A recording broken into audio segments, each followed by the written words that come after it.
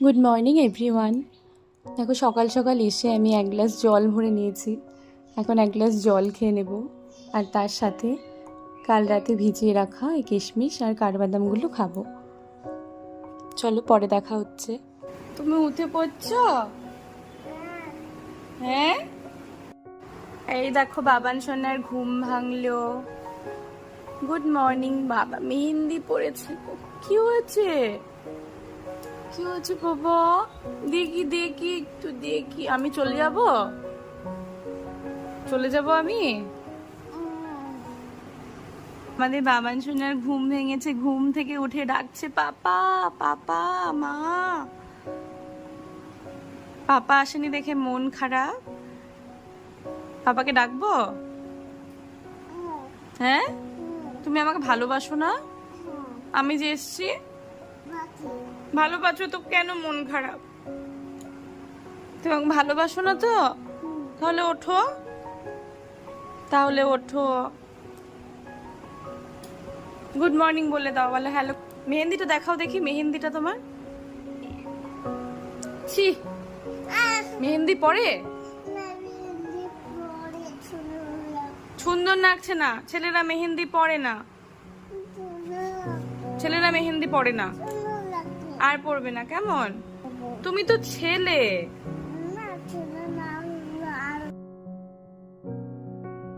Hello everyone, কেমন আছো তোমরা সবাই? আমি অনিন্দিতাস ব্লগে তোমাদের সবাইকে স্বাগত। বাবান সোনাকে আজ ব্রেকফাস্টে দিচ্ছি দুধ ছাতু। তো সামান্য মিষ্টি দিয়ে দিলাম, একটু মিষ্টি না হলে তো খেতে পারবে না, তার জন্য। তো চলো দিয়ে আসি। পেট ভরে গেল দেখো, অর্ধেক খেয়ে ওর পেট ভরে গেল। আর একটু খেয়ে নাও, আর মুখের অবস্থা দেখো। খেলবে দেখাচ্ছি নাও দেখো, কেন এখন ও পেট খেলতে ভরে যাবে। ও ও প্রথমে একটু খাবে, ব্যাস হয়ে গেল, ওর পেট ভরে গেল। আর একটু খাও। আমার পেট ভরে যেত। কেমন করে পেট ভরে? অল্প কাপড়ই ছিল তাই হাতেই ধুয়ে দিলাম। এই ছাদে এসছি মেলতে, কি সুন্দর দেখো, কত বড় ফুলটা ফুটেছে। আর এই টবে দেখো দু কালারের নয়নতারা ফুটেছে, কি সুন্দর লাগছে দেখতে। আর আম ধরেছে দেখো, এই গাছ থেকেই আমি চাটনির জন্য আম পেড়ে নিয়ে যাই। আর এই গাছটিতে দেখো কদম ফুল পুরো গাছ ভরে ফুটেছে, কি সুন্দর লাগছে দেখতে। ছাদে কাপড় মেলে এসছি, ঘরে দেখো কি অবস্থা ঘরের। মিষ্টিমার বাবান সোনা খেলেছে, পুরো চেয়ার দিয়ে ওলট পালট করে রেলগাড়ি বানিয়েছিল ওরা। তো চলো গুছিয়ে নিই ঘর।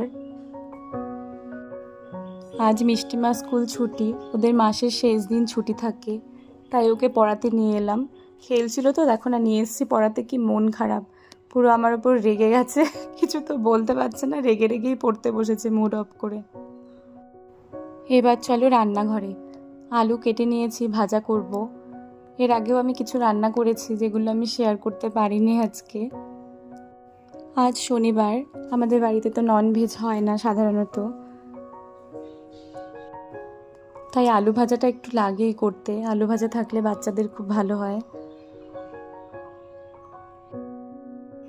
আর আমার বরমশাই নিরামিষ মানে পাঁপড় ভাজা লাগবে, পাঁপড় ভাজা দিলেই ব্যাস হয়ে যাবে, আর সাথে যেটাই করা হোক।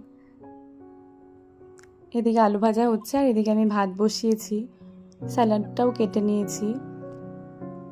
আর এ দেখো গন্ধ লেবু কাটবো, এত সুন্দর গন্ধ লেবুটা। তো চলো তোমাদের সাথে শেয়ার করি আজকে কি রান্না করেছি। এখানে হয়েছে মসুর ডাল, এঁচোড়ের তরকারি, কয়থা ভাজা, আর তো দেখলে আলু ভাজছি, আলু ভাজা হবে, পাঁপড় ভাজা, চাটনি আছে আমের, ব্যাস হয়ে যাবে। আলু ভাজা নামিয়ে দুধটা জাল দিয়ে নেব, দুধটা ছেঁকে নিই।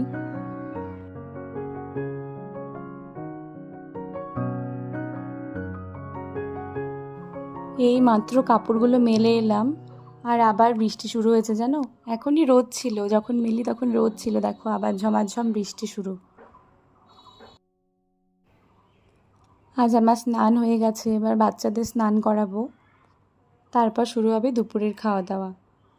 আর এদিকে আলু ভাজাটাও নামিয়ে নিলাম, আর দুধ জাল দিতেও বসিয়ে দিয়েছি।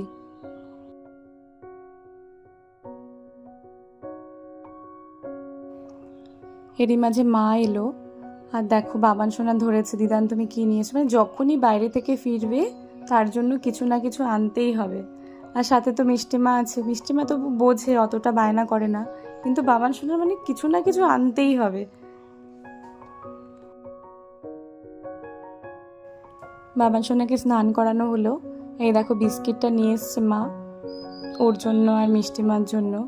কিছুতেই ছাড়বে না, আমি বলছি রেখে দে, সন্ধেবেলায় দুধ দিয়ে খেয়ে নিবি। হবে না, ওটা ছাড়া যাবে না, যদি হারিয়ে যায়, যদি দিদি আর নিয়ে নেয়, ওটা হাতেই রেখে দেবে। চলো এবার খাওয়া দাওয়া শুরু হবে। পাঁপড় ভাজতে হবে, পাঁপড়গুলো ভেজে নিচ্ছি সেই আলু ভাজার কড়াইতেই।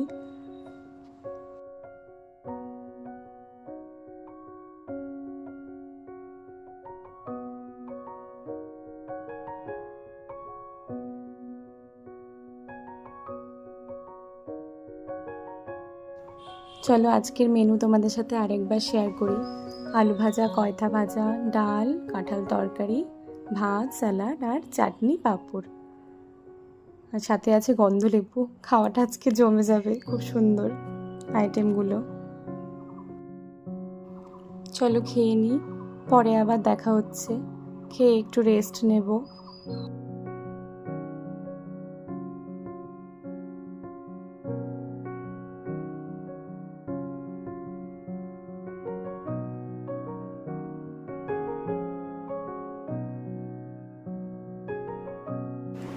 মা, কি করছিস তুই এগুলো? এই অবস্থা ঘরে? হ্যাঁ, ছি ছি, ভাল লাগছে বলে এটা? কি বানাচ্ছ? দেখো কি অবস্থা, দেখো ভাত ঠাত খেয়ে এসছি, এখন রেস্ট করবো ওকে নিয়ে, ওকে এখন ঘুম পাতাবো। আর ও কি অবস্থা করেছে, ঘরের সব কিছু খুলে, এ হে, আয় গুছিয়ে রাখ তাড়াতাড়ি, সব কিছু গুছাও তাড়াতাড়ি, কিন্তু আমি কিচ্ছু করব না, কিচ্ছু পরিষ্কার করব না আমি। দেখো ঘরের অবস্থা, দেখো সব গুছিয়ে গেছি আমি, রেখে গেলাম ঘরে, আর দেখো খেয়ে এসে দেখছি কি অবস্থা ঘরের। ছি ছি ছি ছি ছি বাবা, ছি।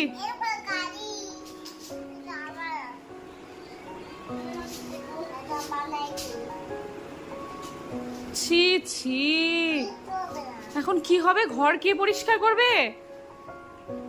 কে পরিষ্কার করবে ঘর? হ্যাঁ, কে পরিষ্কার করবে ঘর? কে করবে?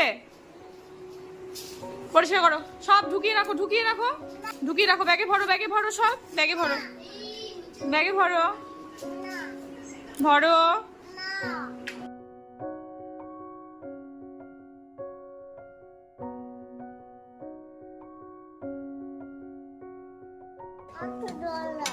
কোথায় যাচ্ছ তুমি? মাঠে কেন যাবে? মাঠে গিয়ে কি করবে? কার সাথে?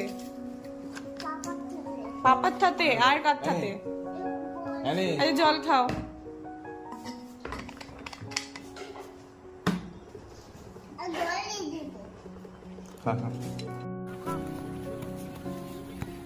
দেখেন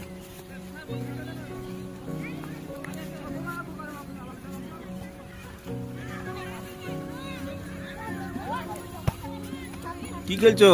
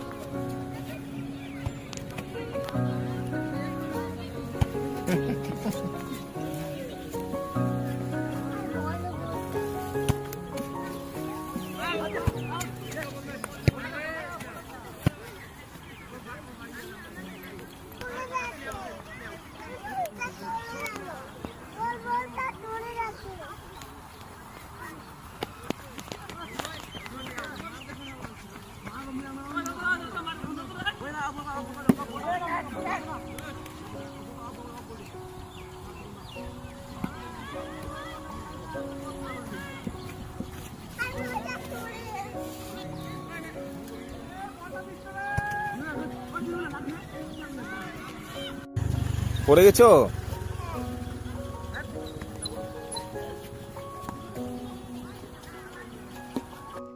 তোমরা তো দেখতেই পেলে বাবা সোনার মিষ্টিমাকে নিয়ে ওদের পাপা মাঠে গেছে, আর আমি চলে এলাম বাড়ির পেছনে কিছুক্ষণ হাঁটাহাঁটি করব।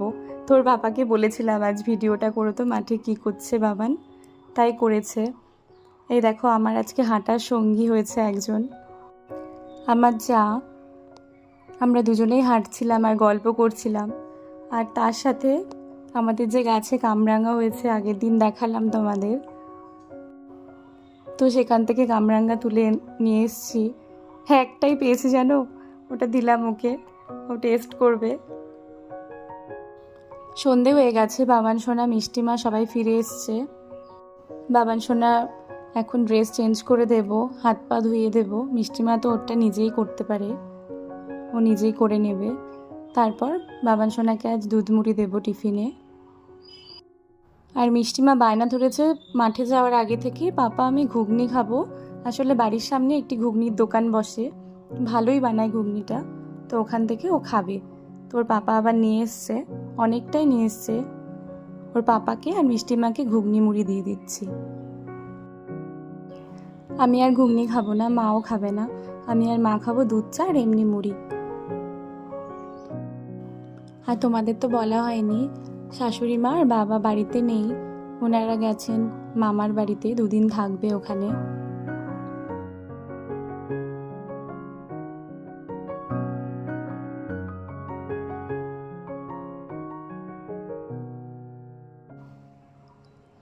মুড়ি নিয়ে তো ঘরে চলে এলাম। জানো এরই মাঝে কী হয়েছে, বাবান সোনা কোথা থেকে একটা পোকা ধরে ও দিদানের চায়ের ভেতরে দিয়ে দিয়েছে। এরকমই করে জানো, যখনই পোকা দেখবে ছোট ছোট ওগুলো ধরে নেয়, আর ধরে নিয়ে বলছে দিদানকে দিয়ে বলছে কি মজা, কেমন মজা হলো।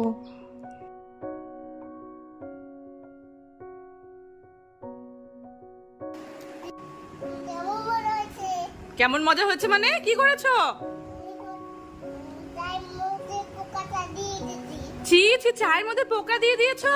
পোকাটা খাই নেবে। পোকা খেয়ে নেবে? কে খাবে পোকা? ছি, দিদুন পোকা খাবে? দেখো মা এখানে চা খাচ্ছে, মা এখানে চা নিয়ে বসেছে, আর বাবান সোনা কোথা থেকে একটা পোকা ধরে, চায়ের মধ্যে পোকা দিয়ে দিয়েছে। ভাবো তাহলে, মা পুরো রেগে গেছে, বলে আমি কিভাবে খাবো চা। দেখো তুমি এটা ঠিক করেছো? তুমি ঠিক করেছো এটা? একদম ঠিক করনি।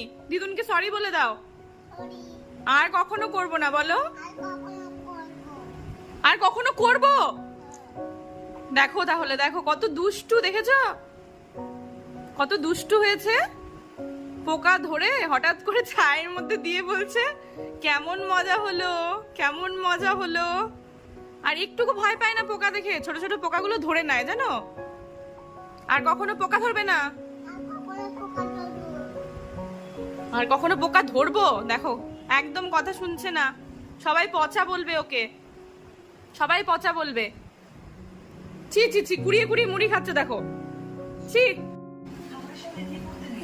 দেখো কি করেছে একজন, নাকের ভেতরে ফুটোর মধ্যে মুড়ি ঢুকিয়ে দিয়েছে, আর বেরোচ্ছে না। আর বেরোচ্ছে না। আমাকে বললে বলে কিচ্ছু হবে না, বলে ওর কিচ্ছু হবে না। কি হবে এখন?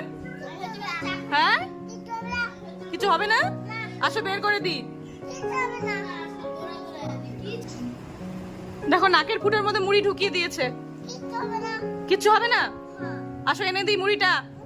কি হবে বলো তো, আমার তো মাথায় আসছে না, কি করবো ওটা? ওটা কি গলে যাবে ওটা, না কি হবে? মাথার মধ্যে কিছু নাই। নাকের ভেতরে কি আছে? কে ঢুকিয়েছে? তুমি ঢুকাইছি? কি হবে এখন মুড়িটা? মুড়িটা কি হবে এখন? পাপা এসে কি করবে? ও পাপা এসেও বলবে কিচ্ছু হবে না। ওকে নাক দিয়ে ঝাড়তে বললে উল্টো টানছে, টানতে টানতে কোথায় যাবে ওটা? পেটে যাবে কি? তোমরাই বলো, পেটে কিছু নাই, দেখো পেটে কিছু নাই, দেখো নাকের ভেতরে আছে। আবার মুড়ি খাচ্ছে ও, নাকের মধ্যে একটা ঢুকিয়ে দিচ্ছে, মুখ দিয়ে নাক দিয়ে খাচ্ছে ও। দেখি নাকটা তো দেখা যায় নাকি।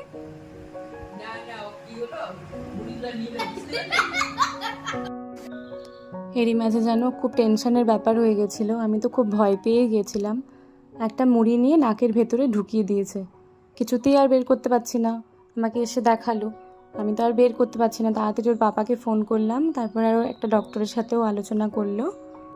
তো বললো ভয়ের কিছু নেই, ওটা আপসে আপ গলে পড়ে যাবে বা ভেতর দিয়ে পেটে চলে যাবে, নাকের ভেতর দিয়ে, কোনো ভয়ের কিছু নেই। তো ওর কোনো প্রবলেম হয়নি, কিন্তু খুব ভয় পেয়েছিলাম। ওর পাপা একটু বাইরে বেরিয়েছিল, কিছু জিনিস নিয়ে এসছে, ওগুলো নিয়ে এখন দুজনে পড়েছে। তো রাতে আমার আজকে আর রান্না নেই, রুটি আর করবো না আজকে, রুটি রেস্ট নিয়েছি রুটি করা থেকে। দুপুরবেলা সব কিছুই আছে, ভাতও আছে, তো ওগুলো দিয়ে আজ রাতটা চালিয়ে দেব। আমার আজকের এই ব্লগটি যদি তোমাদের ভালো লেগে থাকে লাইক করো, আর যারা এখনও আমার চ্যানেলটি সাবস্ক্রাইব করোনি অবশ্যই সাবস্ক্রাইব করে দিও। এতক্ষণ আমার ব্লগ দেখার জন্য অনেক ধন্যবাদ তোমাদের। সবাই খুব ভালো থেকো। টাটা।